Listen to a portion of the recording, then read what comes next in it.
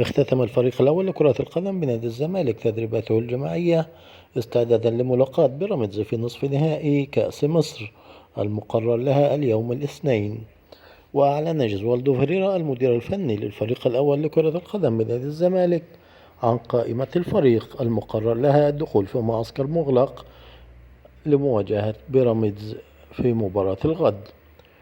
وشهدت قائمة الزمالك كلا من: في حراسة المرمى جاء محمد عواد ومحمد صبحي، بينما في خط الدفاع يعود عمر جابر ومحمد عبد الغني ومصطفى الزناري وحسام عبد المجيد وحمزة المسلوسي ومحمد عبد الشافي.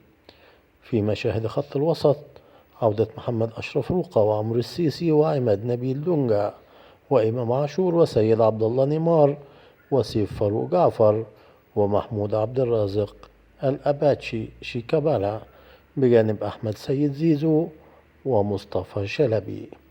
فيما جاء في خط الهجوم سامسون أكينيولا وسيف الدين الجزيري ويوسف أسامة نبيه.